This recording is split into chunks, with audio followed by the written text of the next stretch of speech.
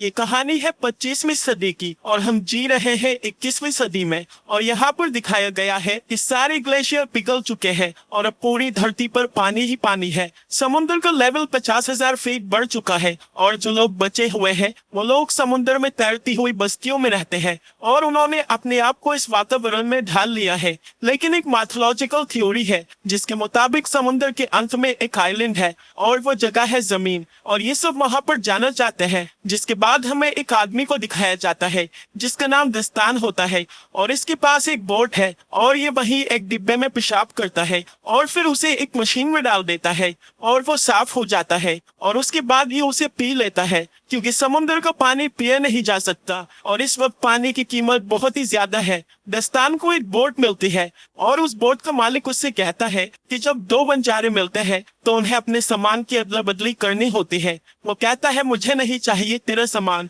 तू अपना काम कर। और तभी यहाँ पर लुटेरे आ जाते हैं जिनका काम बस लोगों को मारना होता है। जैसे ही वो आदमी लुटेरों को देखता है तो वो दस्तान को वो फल दिखाता है जो उसने अभी अभी उसकी बोट से चुराई थी और वो कहता है कि तुम मरोगे, तुम यहाँ से कभी नहीं निकल पाओगे। क्योंकि दस्तान की बोट खराब थी, लेकिन दस्तान की बोट काफी एडवांस होती है और वो कुछ बटन्स को दबाता है और ये देखकर जो उसके फल चुराकर भागा था वो दस्तान की बोट के पर्दे फाड़ देता है, जिस वजह से दस्तान की बोट स्लो हो जाती है। लेकिन वो लुटेरे उसकी बोट को देख लेते हैं और उसे मार देते हैं। दस्तान उन्हें नहीं दिखता इसलिए वो बच जाता है। दस्तान जल्दी बस्ती तक पहुंच जाता है और उन्हें मिट्टी दिखाता है। मिट्टी देखकर वो लोग चौंक जाते हैं क्योंकि जिस तरह आज के युग में हीरे जवाहरात कीमती है उसी तरह उस टाइम में मिट्टी की कीमत बहुत ज्यादा थी। और दस्तान इसी के सहारे जल बस्ती में एंटर हो जाता है और जब वो दस्तान की मिट्टी को तोलते हैं तो 3 किलो 500 ग्राम होती है। इसके बाद दस्तान को 62 सोने के सिक्के देना चाहते हैं। दस्तान कहता है कि मुझे 62 नहीं बल्कि इसके दुगने चाहिए और वो दुगने सिक्के देने को भी तैयार हो जाते हैं। इस दौर की मिट्टी इसीलिए भी कीमती है क्योंकि ये लोग मिट्टी पर कुछ उगाकर अपने लिए कुछ खाने पीने की चीजों का इस्तेमाल कर सकते हैं। दस्तान सिक्के लेकर एक दुकान पर जाता है और पीने के लिए पानी खरीदता है। वहीं दस्तान देखता है कि एक टमाटर का पौधा है जिसे वो खरीदना चाहता है। दुकान वाली लड़की कहती है अगर ये पौधा तुम्हें चाहिए तो तुम्हें मुझे आधे सिक्के देने होंगे। अब दास्तान को पौधा चाहिए था इसीलिए वो सिक्के दे देता है और पौधा ले लेता है। इस दुकान वाली लड़की का नाम था देवसेना और इसके साथ एक और लड़की भी थी जिसका नाम था अवंतिका। देवसेना इसकी गार्जियन थी। दस्तान अपना पौधा खरीद कर वहां से जा रहा था, तभी उस बस्ती के कुछ लोग उसके पास आते हैं और उनके पास एक लड़की होती है और वो दास्तान से कहते हैं कि तुम इस लड़की के साथ संबंध बनाओ और जब ये गर्भवती हो जाए तो तुम यहाँ से सामान लेकर जा सकते हो। बस्ती वाले दास्तान को ऐसा इसलिए कहते हैं क्योंकि दास्तान इनकी बस्ती का नहीं है, वो बाहर से आया है और इनकी बस्ती वाले की जो प्रजाति है वो कमजोर है। लेकिन दास्तान उन्हें साफ मना कर देता है। वो कहता है कि तुम्हारे पास कुछ भी नहीं है मुझे देने के लिए। दास्तान जाने लगता है लेकिन तभी उन लोगों को शक होता है कि ये एक लुटेरा है, इसीलिए वो उसे पकड़ लेते हैं और वो देखते हैं कि उसके कान के पीछे गिल्स है और गिल्स देखने के बाद एक आदमी चिल्लाता है कि ये एक म्यूटेंट है और वो उसे कैद कर लेते हैं और पानी में डुबोना शुरू करते ताकि उसके मरने के बाद उसके शरीर को गलाकर एक खाद बनाई जा सके। लेकिन उससे पहले कि दास्तान पानी में डूबे लुटेरे उस बस्ती में हमला कर देते हैं। दास्तान डूबने लगता है, तभी उसकी मदद के लिए महादेव सेना आती है। वो कहती है कि मैं तुम्हें बचा सकती हूँ लेकिन बदले में तुम्हें हमें अपने साथ ले जाना होगा। दास्तान मान जाता है और ये तीनों यहाँ से फरार हो जाते हैं और लुटेरे बस्ती को तबाह करके उस पर कब्जा कर लेते हैं। लुटेरों का सरदार कहता है कि मुझे टैटू वाली लड़की चाहिए। दरअसल ये अवंतिका के बारे में बात कर रहे होते हैं। अवंतिका की पीठ पर एक टैटू होता है जो कि इनका मानना है कि वो ड्राई लैंड तक पहुंचने का रास्ता है। यहाँ पर 3 तरह के समुदाय रहते हैं। एक लुटेरे जिनका काम बस मरना और मारना है, दूसरे आम इंसान जो बस्ती में रहकर गुजारा करते हैं और तीसरे म्यूटेंट जिनके कान के पीछे गिल्स होते हैं। वो लोग पानी के अंदर भी सांस ले सकते हैं और दास्तान भी एक म्यूटेंट है। दास्तान देवसेना से कहता है कि हमें अवंतिका को मारना होगा क्योंकि हमारे पास इतना पानी नहीं है कि हम तीनों जिंदा रह सके। दरअसल यहाँ पर पानी की कीमत बहुत ज्यादा होती है क्योंकि समुद्र का पानी ये लोग पी नहीं सकते और पानी का कोई और सोर्स भी नहीं होता है। देवसेना ऐसा करने से मना कर देती है। वो कहती है ये सिर्फ बच्ची है, दास्तान कहता है कि बिना पानी के तुम दोनों मर जाओगी, इससे अच्छा है एक पहले ही मर जाए। लेकिन देवसेना दास्तान को मना लेती है। दास्तान अवंतिका को नहीं मारता। वही दूसरी तरफ उन लुटेरों के सरदार छोमो को देखते हैं। वो कहता है उसे किसी भी कीमत पर वो टैटू वाली लड़की चाहिए और वो इसीलिए अपने आदमियों को प्लेन से दास्तान के पीछे भेजता है। वो लोग दास्तान के पास पहुंच जाते हैं और उन पर हमला बोल देते हैं। दास्तान हथियार लेने अंदर जाता है और ऊपर देवसेना को लगता है कि दास्तान भाग गया है, इसीलिए देवसेना को उस लड़ाई में कूद पड़ती है और वहां पर एक बंदूक होती है और देवसेना प्लेन पर हमला कर देती है। बंदूक से एक तार निकालती है जो बोट से जुड़ी हुई थी और वो सीधा प्लेन में फंस जाती है। प्लेन और बोट के चारों ओर चक्कर लगाने लगता है। तभी दास्तान वहां पर आ जाता है और बड़ी मुश्किल से उस तार को काटता है और प्लेन वहां से चला जाता है। लेकिन दास्तान की बोट का पूरी तरह से कबाला हो जाता है और गुस्से में आकर वो देवसेना और अवंतिका के बाल काट देता है और कहता है कि आज की बात मेरी बोट पर किसी भी चीज को नहीं छूना। इसके बाद वो अपना सफर जारी करते हैं जहां पर इन्हें एक बोट दिखाई देती है। उस पर एक आदमी होता है। देवसेना कहती है कि हमें उससे बात करनी चाहिए, क्या पता उसके पास कुछ खाने के लिए हो। हालांकि दास्तान ऐसा नहीं करना चाहता, लेकिन वो देवसेना के कहने पर उससे बात करता है। उसके पास एक बेशकीमती चीज होती है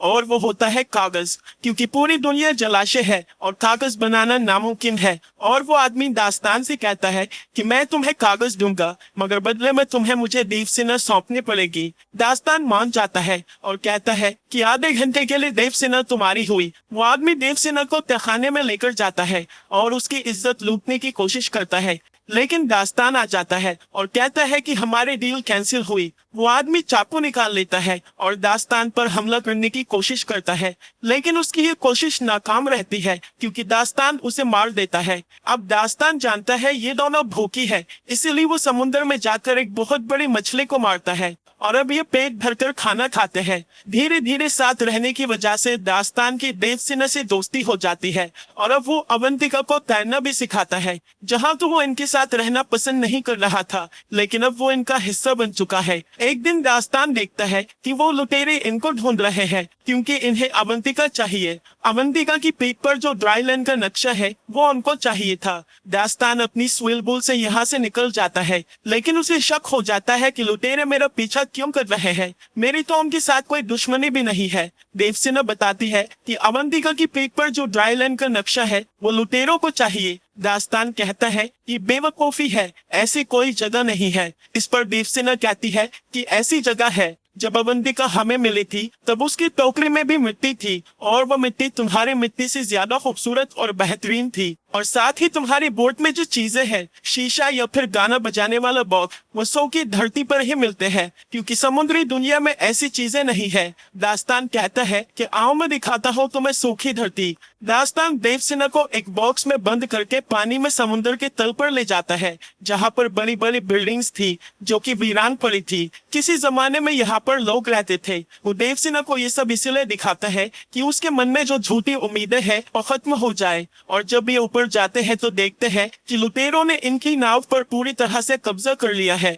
लुटेरे इनसे पूछते हैं कि अवंतिका कहाँ है। दरअसल अवंतिका लुटेरों को देखकर पहले ही नाव में छुप गई थी। देवसेना अवंतिका को देख लेती है, मगर वो छुपी रहती है क्योंकि लुटेरों पर भरोसा नहीं किया जा सकता। चूमो कहता है कि अगर ये नहीं बता रही है तो इन दोनों को जान से मार दो। और इससे पहले कि ये इन दोनों को मारते, अवंतिका बाहर आ जाती है और वो अवंतिका को कब्जे में ले लेते हैं। चोमो दास्तान और देवसेना को मारने का आदेश देता है, लेकिन इससे पहले कि वो लोग इन्हें मारते, दास्तान देवसेना को लेकर पानी में डूब जाता है। लेकिन देवसेना पानी में सांस नहीं ले सकती थी क्योंकि वो दास्तान की तरह म्यूटेंट नहीं है, वो एक साधारण इंसान है। इसीलिए दास्तान देवसेना को अपने मुंह से खुद सांस देता है और ये काफी देर तक पानी में ही रहते हैं। और जब ये ऊपर आते हैं तो ये देखते हैं कि लुटेरों ने दास्तान की नाव को पूरी तरह से तबाह कर दिया है। देवसेना दास्तान की अच्छाई और इंसानियत को देखकर उससे प्यार करने लगती है और ये काफी करीब आ जाते हैं। दास्तान को अपनी नाव पर वो कागज मिलता है जो उसे उस आदमी ने दिया था। कागज पर आइलैंड का चित्र था जिस पर बहुत सारे पेड़ थे और अवंतिका ने भी वैसा ही चित्र बनाया था। दास्तान समझ जाता है कि अवंतिका की पीठ पर जो नक्शा है वो सूखी धरती का ही है क्योंकि अवंतिका केवल वही चित्र बनाती है जो उसने देखा है। लेकिन इनका यहाँ से निकलना नामुमकिन था क्योंकि इनकी नाव खराब थी। थोड़ी देर बाद यहाँ पर एक आदमी आता है जिसके पास उड़ने वाला बलून था और वो देवसेना की बस्ती का ही था जहाँ वो लुटेरे गए थे। इसीलिए वो वहां से भागकर आ गया था। वो देवसेना से कहता है कि अच्छा हुआ तुमने बोट को जला दिया, नहीं तो मैं तुम्हें कभी नहीं ढूंढ पाता, क्योंकि धुएं की वजह से ही मैं यहाँ तक पहुंचा हूँ। और वो इन दोनों को बलून पर ले आता है, लेकिन यहाँ से दास्तान डिसाइड करता है कि वो अवंतिका को ढूंढ कर लाएगा। वो उस बड़े जहाज पर पहुंच जाता है जहाँ पर वो लुटेरे थे। दास्तान चूमो के सामने खड़े होकर कहता है कि मुझे वो बच्ची चाहिए। चूमो कहता है कि बेटा अब तुम जिंदा वापस नहीं लौटोगे। दास्तान एक मशाल निकालता है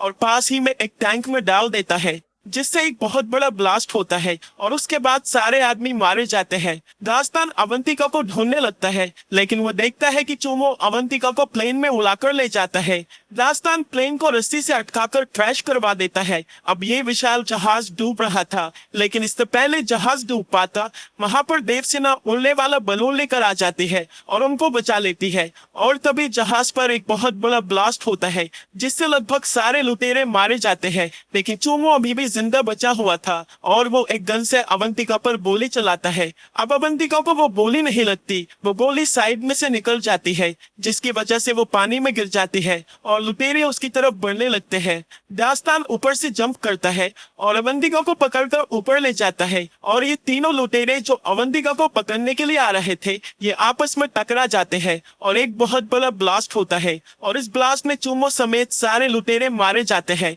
और इस तरह से दास्तान अवंतिका की जान बचा लेता है। इनके साथ जो आदमी होता है उसे नक्शा पढ़ना आता है और वो ड्राईलैंड का पता लगा लेता है और फाइनली ये पहुंच जाते हैं सूखी धरती पर, जहां पर एक झोपड़ी होती है जिसके अंदर दो कंकाल पड़े थे जो कि अवंतिका के माँ बाप के थे और उनके पास टैटू बनाने वाला सामान भी मौजूद था, क्योंकि उनको पता था कि वो मर रहे हैं। इसीलिए उन्होंने अवंतिका की पीठ पर टैटू बनाकर टोकरी में डाल दिया था और उस टोकरी में यहाँ की सूखी मिट्टी भी डाल दी थी, ताकि जब अवंतिका किसी को मिले तो उन्हें ये भी पता चल जाए कि कहाँ पर है ड्राईलैंड। और ऐसा उन्होंने इसीलिए किया क्योंकि अवंतिका उस समय काफी छोटी थी, अगर वो वहां पर रहती तो बच नहीं पाती। और अवंतिका के माँ बाप ने जैसा सोचा था आज फाइनली वैसा ही हुआ। इसके बाद हम देखते हैं कि दास्तान को यहाँ पर बिल्कुल भी अच्छा नहीं लग रहा, क्योंकि वो इंसान नहीं गिल्स है, इसलिए वो समुद्र में वापस जाना चाहता है। हालांकि देवसेना और अवंतिका नहीं चाहती कि वो वापस जाए, लेकिन उसे जाना पड़ता है क्योंकि उसकी असली दुनिया समुद्र है। और इसी मोमेंट पर ये मूवी खत्म हो जाती है। दोस्तों, अगर आप हमारे चैनल पर नए हैं तो चैनल को सब्सक्राइब करें, वीडियो अच्छी लगी हो तो वीडियो को लाइक करें और हाँ, नोटिफिकेशन बेल को जरूर दबाएं ताकि अगली अपडेट सबसे पहले आपको मिले।